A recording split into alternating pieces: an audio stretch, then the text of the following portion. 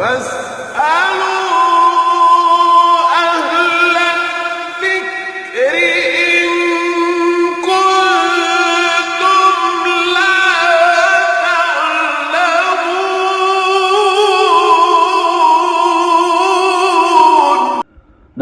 ونصلي على رسوله الكريم اما بعد. محترم ناظرین کرام، السلام علیکم ورحمۃ اللہ وبرکاتہ. آپ دیکھ رہے ہیں تفہیم دین پروگرام اور میں آپ کی خدمت میں محمد فصیح اللہ خان. گزشتہ پروگرام میں ہم نے یہ معلوم کرنے کی کوشش کی اور اس بات کو سمجھنے کی کوشش کی کہ کیا قرآن مجید اللہ ہی کا کلام ہے یا معترضین اور دشمنان اسلام کے اعتراضات کے مطابق یہ رسول اللہ صلی اللہ علیہ وسلم کا اپنا بنایا ہوا کلام ہے.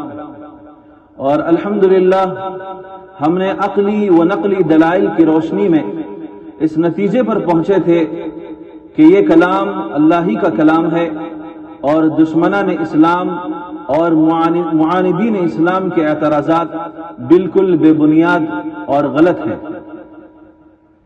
اگر آپ نے یہ پروگرام نہیں دیکھا تو تفہیم دین پروگرام کے ایپیسوڈ نمبر 6 میں ضرور جائیں اور اس کو دیکھیں. آج ہم قرآن مجید کے متعلق کچھ اور سوالات اور دشمنان اسلام کے کچھ اور اعتراضات کے ساتھ آپ کی خدمت میں حاضر ہوئے ہیں. غیر مسلموں اور مستشرقین نے قرآن مجید کے سلسلے میں ایک اعتراض یہ بھی کیا ہے کہ قرآن مجید دوسری آسمانی کتابوں کی طرح محفوظ نہیں ہے، اس میں بہت رد و بدل ہو چکا ہے اور اس میں بھی بہت تحریف ہو چکی ہے. تو آج ہم حضرت مفتی صاحب سے یہ جاننے کی کوشش کریں گے کہ اس کا کیا ثبوت ہے کہ قرآن مجید بالکل محفوظ ہے اور 100% محفوظ ہے.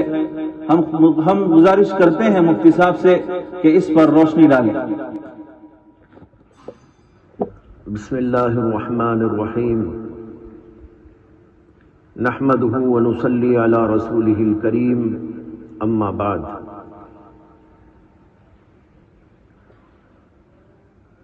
گزشتہ مجلس میں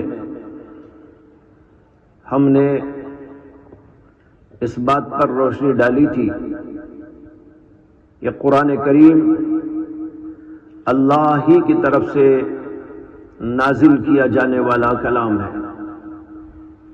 یہ کسی انسان کا بنایا ہوا کلام نہیں. نہ کوئی شخص نہ کوئی جماعت ایسا کلام بنا سکتی ہے. سائنسی دلائل، عقلی دلائل آپ حضرات کے سامنے پیش کیے گئے تھے، جس سے یہ بات بالکل واضح طور پر ثابت ہو جاتی ہے کہ قرآن کریم اللہ تعالیٰ کا کلام ہے، کسی انسان کا، کسی بشر کا کلام نہیں ہے. اب ہمیں یہ دیکھنا ہے کہ یہ کلام جو محمد عربی صلی اللہ علیہ وسلم پر اللہ کی طرف سے نازل ہوا وہ بالکل محفوظ بھی ہے اور آج تک محفوظ چلا آ رہا ہے. سب سے پہلے تو میں آپ کی توجہ قرآن کریم کی آیت کی طرف منعطف کرنا چاہتا ہوں کہ قرآن کریم نے خود اس بات کا ذکر کیا، دعویٰ کیا، انا نحن نزلنا الذکر وانا لہ لحافظون. ہم ہی نے اس کو نازل کیا ہے اور ہم خود اس کی حفاظت کے ذمہ دار ہیں. اللہ نے قرآن کو نازل کیا اور اپنے اوپر خود اس کی ذمہ داری لی کہ ہم اس کی حفاظت کرتے رہے. اسی کے مطابق قرآن کریم آج تک محفوظ طور پر چلا آ رہا ہے. اس کے لیے ہم ایک بات تو یہ دیکھیں کہ یہ کتابوں میں اور سفینوں میں لکھا گیا، اور دوسرے یہ کہ یہ سینوں کے اندر محفوظ کیا گیا. سینوں میں اور سفینوں میں دونوں کے اندر اس کو محفوظ کر کے آج تک دنیا کے اندر یہ کلام رائج ہے اور ساری دنیا کے اندر ہر جگہ پر موجود ہے۔ جس زمانے میں اللہ کے نبی علیہ السلام پر آیتیں نازل ہوتی اور یہ سلسلہ طویل تھا، 23 برس کے طویل عرصے میں اللہ کی طرف سے قرآن کریم نازل کیا گیا، وقتاً فوقتاً، کبھی ایک سورت اور کبھی ایک آیت اور کبھی کچھ آیتیں، یہ نازل ہوتے ہوتے 23 سال کے عرصے میں مکمل کیا گیا۔ اور جو یہ آیتیں نازل ہوتی تھی اور سورتیں نازل ہوتی تھی، نبی اکرم صلی اللہ علیہ وسلم اس کو لکھوا دیا کرتے تھے۔ صحابہ موجود تھے جو لکھنا جانتے تھے، مخصوص صحابہ، آپ ان کو بلاتے اور فرماتے کہ اس کو لکھو، اور یہ سورت فلاں سورت کے پہلے لکھو یا فلاں سورت کے بعد میں لکھو، یہ آیت فلاں جگہ پر لکھو، اس آیت کے پہلے لکھو یا اس آیت کے بعد میں لکھو۔ اس طریقے پر قرآن کریم اسی وقت میں لکھا جانے لگا، اور جو کچھ نازل ہوا وہ سب کچھ لکھ دیا گیا۔ اور جب یہ حضرات صحابہ کے پاس لکھا ہوا موجود تھا، دوسرے صحابہ اس کو نقل کرتے تھے، دوسرے صحابہ اس کو یاد کرتے تھے۔ اللہ کے نبی علیہ السلام کو بھی قرآن کریم یاد تھا، اور نہ صرف اللہ کے نبی کو بلکہ بے شمار صحابہ کرام وہ تھے جن کو قرآن کریم یاد ہوا اور انہوں نے یاد کیا اور اپنے سینوں کے اندر اس کو بسایا اور سینوں کے اندر اس کو محفوظ کیا۔ بعض لوگ یہ کہا کرتے ہیں کہ قرآن کریم تو ابو بکر صدیق کے زمانے میں لکھا گیا اور اس سے پہلے لکھا نہیں گیا تھا، لیکن یہ بات غلط ہے۔ تاریخ سے ثبوت موجود ہے، سیرت سے ثبوت موجود ہے کہ اللہ کے نبی علیہ السلام قرآن کو لکھوایا کرتے تھے، اور مختلف جگہ پر اس کو لکھوایا گیا تھا۔ ہاں، سیدنا صدیق اکبر رضی اللہ تعالیٰ عنہ کے دور میں یہ ہوا کہ حضرات صحابہ کرام کے مشورے سے انہوں نے یہ متفرق جگہ پر جو قرآن کریم لکھا ہوا موجود تھا اس کو ایک جگہ پر ایک جلد کے اندر مرتب کیا۔ یہ کام سیدنا صدیق اکبر نے کیا تھا۔ اس کا مطلب یہ نہیں ہے کہ قرآن اس سے پہلے لکھا نہیں گیا تھا۔ اللہ کے نبی پر آیتیں نازل ہوتی، سورتیں نازل ہوتی، اور اسی وقت اللہ کے نبی علیہ السلام اس کو لکھوا دیا کرتے تھے، لیکن وہ تھا متفرق۔ ان صحابہ کے پاس میں کچھ، ان صحابہ کے پاس میں کچھ، ان صحابہ کے پاس میں کچھ، اور مختلف چیزوں پہ لکھا گیا تھا، اس لیے کہ اس زمانے کے اندر جو سہولتیں تھیں وہ ایسی نہیں تھی جیسے کہ آج، بلکہ سہولتیں بہت کم تھی۔ اس لیے جو چیز اس زمانے میں لکھائی کے لیے استعمال کی جاتی تھی ان کے اوپر قرآن کریم کو لکھوایا گیا، چمڑوں پہ بھی لکھوایا گیا، پتوں پہ بھی لکھوایا گیا، کپڑوں پہ بھی لکھوایا گیا، ٹھیکریوں پہ بھی لکھوایا گیا، لیکن یہ سب محفوظ تھا حضرات صحابہ کرام کے پاس، جن کو اللہ کے نبی علیہ السلام نے لکھوایا تھا۔ لیکن جب دور آیا حضرت سیدنا صدیق اکبر رضی اللہ تعالیٰ عنہ کا، تو ان کو اس بات کی ضرورت محسوس ہوئی، بلکہ ان سے پہلے حضرت سیدنا عمر بن خطاب رضی اللہ تعالیٰ عنہ کو ضرورت محسوس ہوئی کہ یہ متفرق جگہ پر جو قرآن موجود ہے اس کو ایک جگہ پر ایک بائنڈنگ میں کر دیا جائے۔ چنانچہ صحابہ کے مشورے کے بعد حضرت سیدنا صدیق اکبر جو خلیفہ اول تھے، انہوں نے اپنے دور خلافت کے اندر اس کام کو انجام دیا، اور اس کے لیے بعض صحابہ کرام کو باقاعدہ طور پر مقرر کیا گیا، اور ان صحابہ نے جن کے پاس قرآن کا حصہ لکھوایا ہوا موجود تھا اللہ کے نبی علیہ السلام کا، وہ لا کر پیش کرتے رہے، اور اس طریقے پر یہ پورا قرآن ایک جگہ پر جمع کر دیا گیا۔ یہ تھا حضرت سیدنا صدیق اکبر کے دور کا قصہ۔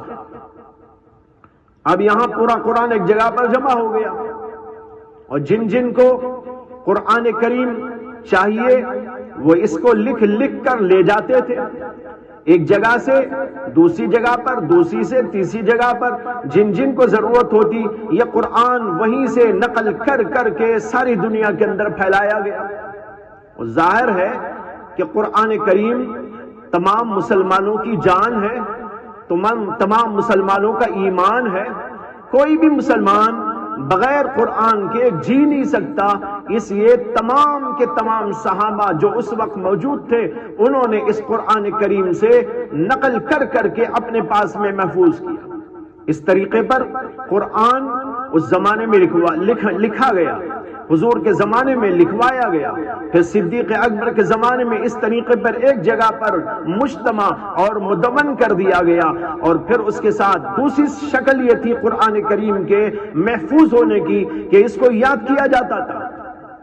بے شمار صحابہ تھے جنہوں نے قرآن کو حفظ کیا، اور رمضان مبارک کے مہینے میں اللہ کے نبی علیہ السلام دور کیا کرتے تھے جبریل امین کے ساتھ۔ اب ظاہر بات ہے یہ جس ترتیب کے ساتھ میں لکھا ہوا موجود تھا اسی ترتیب کے ساتھ ذہن میں ہوگا تبھی تو اللہ کے نبی دہرائیں گے۔ پہلی کون سی سورت، بعد کی کون سی سورت، پھر اس کے بعد کون سی سورت، یہ سب پہلے ہی سے مرتب ہو گیا تھا، ذہنوں میں موجود تھا لیکن متفرق تھا۔ بعد میں صدیق اکبر نے اسے ایک جگہ پر جمع کر دیا تھا۔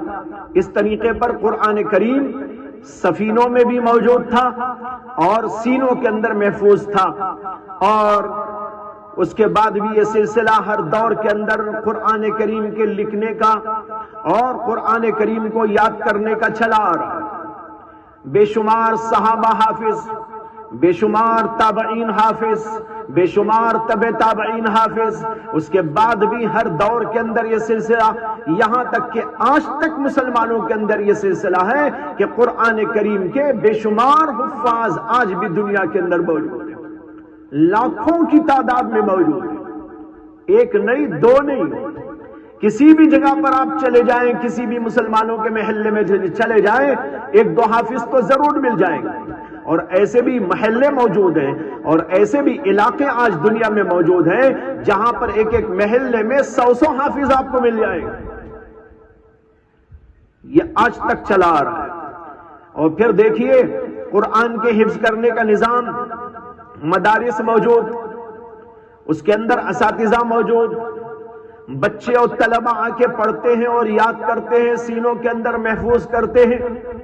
یہ سلسلہ پوری دنیا کے اندر جاری ہے، جس زمانے میں نازل ہوا اس زمانے سے لے کر آج تک باقاعدہ بے ترتیب اس کو یاد کیا جا رہا ہے، سنایا جا رہا ہے، لکھوایا جا رہا ہے، اور ساری دنیا کے اندر چھپتا جا رہا ہے۔ اب یہاں پر ایک منٹ کھڑے ہو کر ذرا سا آپ سوچیں کہ پوری دنیا میں کروڑوں حافظ موجود ہیں اور ہر زمانے میں رہے، اور قرآن کریم ہر زمانے میں چھپتا رہا، نقل کیا جاتا رہا، لیکن اس کے باوجود دنیا میں کوئی نہیں بتا سکتا کہ اس کے اندر ایک شوشے کا یا ایک نقطے کا یا کسی حرف کا، کسی زیر کا، کسی زبر کا فرق کہیں موجود۔ یہی تو سب سے بڑی دلیل ہے اس بات کی کہ قرآن کا لفظ لفظ محفوظ ہے، اس کا حرف حرف محفوظ ہے، اس کی ہر آیت محفوظ ہے، اس کا ہر جملہ محفوظ ہے۔ جب زیر و زبر تک محفوظ ہے تو پھر آیت کا کیا کہنا، تب سورت کا کیا کہنا۔ آج بھی دیکھیے پوری دنیا میں قرآن چھپتے ہیں، ہر ملک میں چھپتے ہیں، اسلامی ملکوں میں چھپتے ہیں اور غیر اسلامی ملکوں میں بھی چھپتے ہیں، جمہوری ملکوں میں بھی چھپتے ہیں، امریکہ میں، لندن میں، جرمن میں، فرانس میں، انڈیا میں، سب جگہ پر چھپتے ہیں، لیکن کوئی نہیں بتا سکتا کہ کہیں پر بھی قرآن کریم ایسا چھپ رہا ہو اور مسلمانوں کے درمیان میں وہ رائج ہو جس کے اندر دوسرے قرآنوں سے فرق ہو۔ ہاں یہ تو ہو سکتا ہے کہ کوئی یوں ہی لکھ دے، لیکن مسلمانوں کے ہاں وہ رائج نہیں، مسلمانوں کے گھروں کے اندر وہ پڑھا نہیں جاتا، مسلمانوں کے مدارس میں وہ پڑھایا نہیں جاتا، مسلمانوں کے علماء کے درمیان میں اس کا کوئی اعتبار نہیں ہے۔ کسی نے ویسے ہی چھاپ کر مسلمانوں کے درمیان میں غلط فہمی پھیلانے کی کوشش کی ہو اور مسلمانوں کو ورغلانے کی کوشش کی ہو تو یہ الگ بات ہے، لیکن مسلمانوں کے اندر ایسا کوئی قرآن موجود نہیں ہے کہ ایک مسلمانوں کا طبقہ یہ کہتا ہو کہ قرآن کے اندر یہ آیت ہے اور دوسرا یہ کہتا ہو کہ قرآن کے اندر یہ آیت موجود نہیں، یہ صورت موجود ہے، یہ صورت موجود نہیں، یہاں زیر ہے، یہاں زبر ہے، یہاں یہ ہے اور وہاں وہ ہے، ایسا نہیں ہے۔ پوری دنیا کے اندر قرآن ایک ہی ہے اور تمام کے تمام دنیا کے مسلمانوں کے پاس ایک ہی ہے۔ کیا اس بات کے لیے کافی نہیں ہے کہ ہم سمجھے کہ قرآن جس شکل میں نازل ہوا محمد عربی صلی اللہ علیہ وسلم پر بالکل اسی طریقے پر آج تک محفوظ چلا آ رہا ہے، اور دنیا کے اندر کوئی اور ایڈیشن ایسا موجود نہیں ہے جو مسلمانوں میں رائج ہو اور اس کے اندر فرق پایا جاتا ہو، کہیں کوئی دنیا میں ایسا دکھا نہیں سکتا۔ یہاں پر ایک عجیب واقعہ تاریخ کا عرض کر دوں جس کو امام قرطبی نے اپنی کتاب تفسیر کی، جو تفسیر قرطبی کے نام سے مشہور ہے، اس کے اندر انا نحن نزلنا الذکر وانا لہ لحافظون آیت کے تحت یہ واقعہ ذکر کیا ہے کہ مامون الرشید کے دور میں مامون کے دربار میں ہر سال ایک بہت بڑا سیمینار ہوتا تھا، اور اس کے اندر مشائخ، علماء، نحوی لوگ، صرفی لوگ اور شاعر لوگ، منطقی لوگ، فلسفی لوگ، محدثین، مفسرین، فقہاء اعظام، اصولیین، یعنی ہر طبقے کے مائع ناس قسم کے علماء جمع ہوتے تھے۔ نحوی بھی آتے تھے، صرفی بھی آتے تھے، بلاغی بھی آتے تھے، اور مفسرین بھی آتے تھے، محدثین بھی آتے تھے، فقہاء کرام بھی آتے تھے، منطقی اور فلسفی لوگ بھی آتے تھے، اور وہاں پر مذاکرے چلتے تھے کئی دنوں تک۔ محدثین کے مذاکرے، شعراء کے مذاکرے، قصائد پڑھے جاتے تھے، دادیں دی جاتی تھی، داد لی جاتی تھی، مختلف علوم و فنون کے اوپر مذاکرے چلتے تھے، اور ایک دوسرے سے استفادے کا دور چلتا تھا، اس لیے کہ مامون جو تھا وہ خود بہت بڑا عالم تھا۔ اس کا ذوق علمی پورا کرنے کے لیے ایسی مجلس ہر سال منعقد ہوتی۔ ایک سال ایک صاحب آئے جو مختلف علوم اور فنون کے ماہر تھے، اور انہوں نے جب اپنا لیکچر پیش کیا اور اپنی باتیں لوگوں کے سامنے کی تو ان کی باتیں بڑی معقول، بہت پسندیدہ، بہت اچھی لگی، اور لوگوں نے ان کی بڑی تعریف کی، اور وہ غیر مسلم تھے۔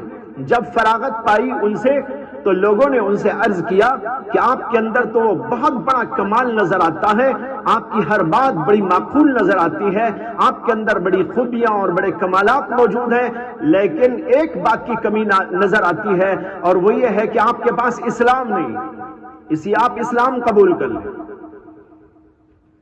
لیکن انہوں نے کہا کہ میں نے اس موضوع پر کبھی سنجیدگی سے غور نہیں کیا، اسے میں غور کروں گا، اگر سمجھ میں آ جائے گا تو قبول کر لوں۔ لوگوں نے کہا بہت اچھا، لا اکراہ فی الدین، دین میں کوئی جبر نہیں۔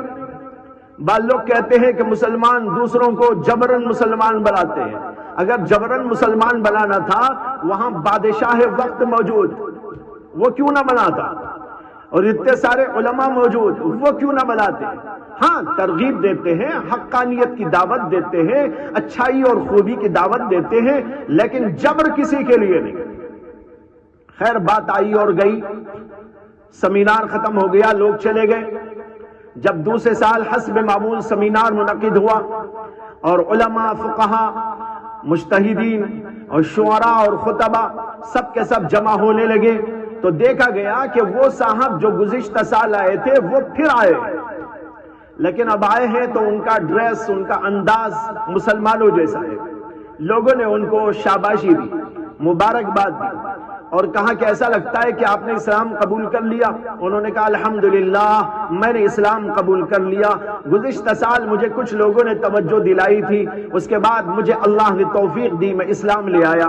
لوگوں نے پوچھا کہ آپ کس بنیاد پہ لائے اور کیسے اسلام لائے، اس کی کچھ کہانی سنا دیجیے۔ انہوں نے کہا یہاں نہیں سناؤں گا اس وقت میں جب بادشاہ بنفس نفیس سیمینار کے اندر بیٹھیں گے اور علماء جمع ہوں گے اور سارے یہاں کے لوگ متوجہ ہوں گے، تب مجھ سے کہا جائے تو میں یہ پوری کہانی سناتا ہوں۔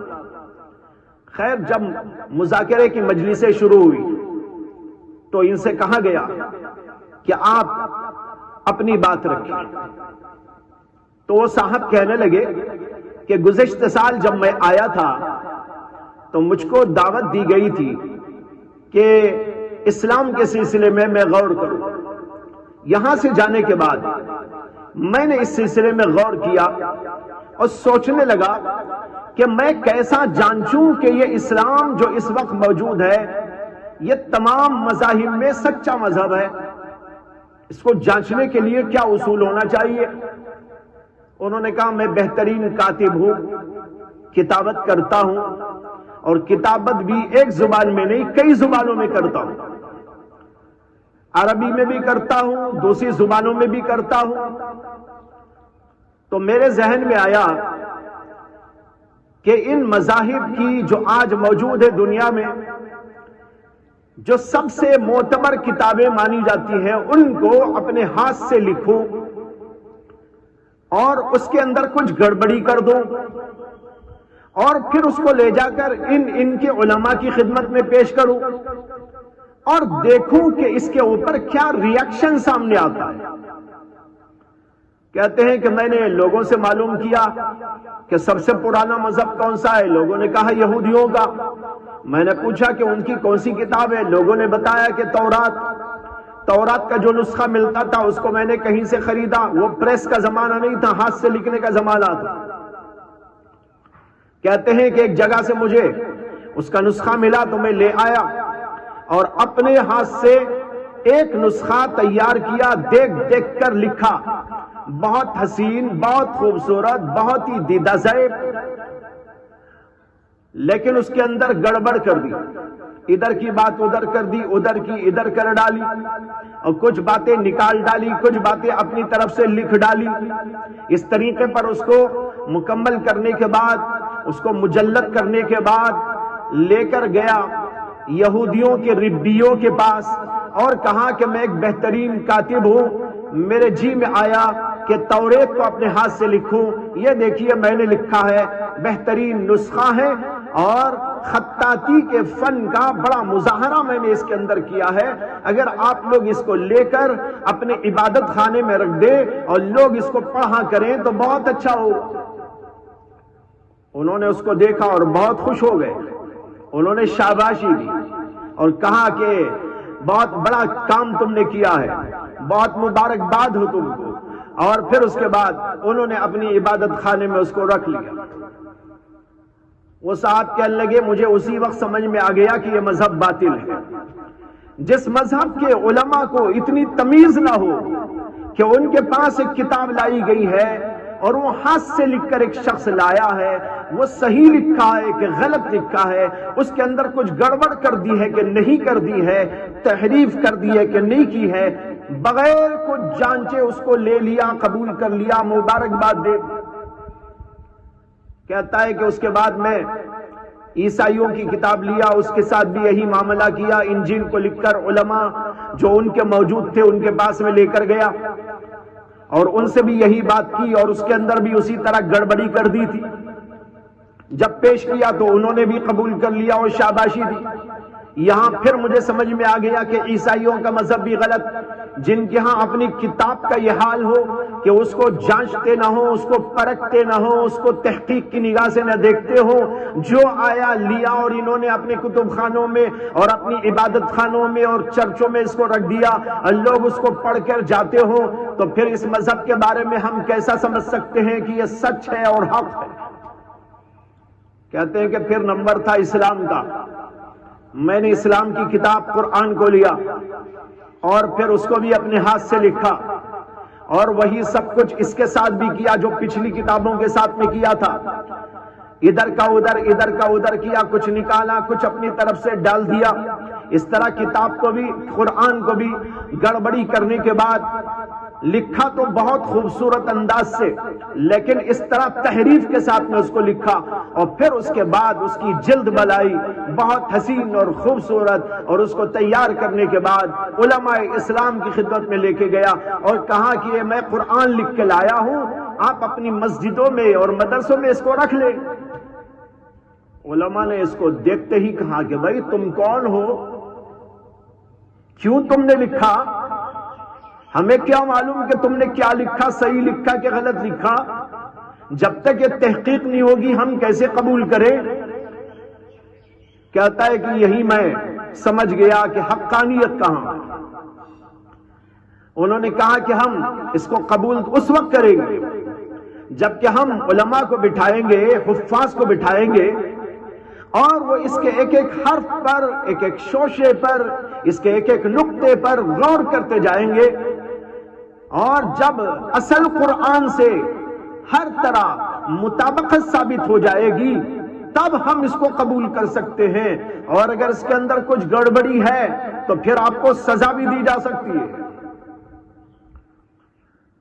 وہ کہنے لگا کہ جو ہی علماء نے یہ بات کہی میں نے ان کے سامنے اقرار کیا کہ واقعی اس کے اندر میں نے بڑی غلطیاں کی ہیں, میں نے اس کے اندر تحریفات کر دی ہیں, اور اصل میں اسلام کی حقانیت کو سمجھنا, وہ جانچنا چاہتا تھا. آج مجھ کو سمجھ میں آ گیا کہ اسلام بڑا سچا مذہب ہے اور محفوظ ہے, اور اس دور سے آج تک یہی قرآن چلا آ رہا ہے. کوئی اس کے اندر ایک حرف اور ایک شوشے کا, ایک نقطے کا کچھ بھی فرق نہیں کر سکتا. یہ آج میرے اوپر بات ظاہر ہو گئی ہے, اب میں اسلام قبول کرتا ہوں, مجھے اسلام کے اندر داخل کر لو. اشہد ان لا الہ الا اللہ پڑھ کر اسلام قبول کر لو. بھائیو, یہ واقعہ تاریخ کا واقعہ ہے, مامون الرشید کے دور کا. میں بتانا چاہتا ہوں اس طرح علماء نے اس کی حفاظت کی, حفاظ نے اس کی حفاظت کی, اور اصل حفاظت تو اللہ کر رہے, اور اللہ نے علماء کو لگایا ہے اور حفاظ کو لگایا ہے, قراء کرام کو لگایا ہے. اس کے اصل الفاظ بھی محفوظ ہیں, اس کی زبان بھی محفوظ ہے, اس کے معانی بھی محفوظ ہیں, اس کے لب و لہجوں کو بھی محفوظ کیا گیا ہے, جس کو حضرات قراء کرام اپنے اپنی قرأت کے اندر لہجے بتاتے ہیں. یہ ساری چیزیں قرآن سے متعلق اللہ نے اپنی حفاظت میں رکھی, اور اس طرح یہ حفاظت ہوتے ہوتے آج تک برابر چلا آ رہا ہے. اس سے واضح طور پر یہ بات ثابت ہوتی ہے کہ قرآن کریم جو اللہ کے نبی پر نازل ہوا وہ آج تک محفوظ ہے, اس کے اندر شک و شبہ کرنے کی کوئی گنجائش موجود ہے.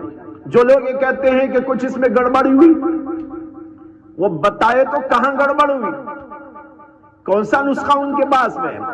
جھوٹے نسخے نہیں, اصلی بات لا کر دکھائیں. لیکن حقیقت یہ ہے یہ دعوے ہی دعوے ہیں, اس کے اندر کوئی سچائی اور کوئی امانت اور کوئی دیانت, بلکہ اس کے اندر کوئی علمیت بھی موجود نہیں ہے. میں نے پوری تاریخ کے حوالے سے آپ کو بتا دیا ہے کس طرح قرآن نازل ہوا, کس طرح لکھا گیا, اللہ کے نبی نے لکھایا اور سینوں میں محفوظ کرایا. اس دور سے لے کر آج تک دونوں طریقوں سے یہ قرآن چلا آ رہا ہے, اور کہیں ایک لفظ کا, ایک حرف کا کسی طرح کا کوئی فرق, اور اس کے اندر کسی بھی قسم کا رد و بدل آپ کو کہیں دکھائی نہیں دے گا. یہ اس بات کی واضح دلیل ہے کہ الحمدللہ یہ قرآن وہی قرآن ہے جو اللہ نے محمد الرسول اللہ صلی اللہ علیہ وسلم پر نازل فرمایا. اس کے اندر کسی قسم کے شک و شبے کی کوئی گنجائش موجود نہیں. محترم ناظرین, ہم مفتی صاحب سے ایک سوال کا جواب چاہتے ہیں کہ مفتی صاحب آج کل وسیم رضوی نامی ایک شخص گند پھیلا رہا ہے, اور وہ کہتا ہے کہ قرآن میں 26 آیتیں ایسی ہیں جن کو خلیفہ اول حضرت ابو بکر صدیق اور خلیفہ ثانی حضرت عمر فاروق اور خلیفہ ثالث حضرت عثمان رضی اللہ تعالی عنہ نے اس میں داخل کر دیا ہے, اور انہوں نے ایسا اس لیے کیا تاکہ انسانوں کا قتل عام کریں اور دنیا پر راج کریں، حکومت کریں۔ آپ اس سلسلے میں کیا کہنا چاہیں گے اور امت کو اس سلسلے میں کیا پیغام دینا چاہیں گے؟ وسیم رضوی کی طرف سے جو یہ بات اٹھائی گئی ہے اور پھیلائی گئی ہے کہ قرآن مجید کے اندر 26 آیتیں ایسی ہیں جو اللہ کا کلام نہیں، اور اس کو حضرت ابو بکر نے، حضرت عمر نے اور حضرت عثمان غنی نے اس کو اپنے اپنے زمانے کے اندر داخل کر دیا، اور اس لیے داخل کر دیا کہ یہ جہاد کی آیات ہیں، وہ لوگوں سے جہاد کریں، کافروں کو ماریں اور اپنی حکومت بنائیں۔ اس کے لیے انہوں نے سب کچھ کیا تھا۔ اس کے اندر 2 دعوے ہیں اس کے، لیکن سب سے پہلے تو سوال یہ ہے کہ دعویٰ کرنے والے کا دعویٰ اسی وقت میں مقبول ہوتا ہے، قابل قبول ہوتا ہے، جب اس کی کوئی دلیل ہو۔ ایک دعویٰ تو اس نے یہ کیا کہ 26 آیتیں یہ اللہ کی آیتیں نہیں، اور اس کو ان حضرات نے اس کے اندر داخل کر دیا قرآن کے اندر۔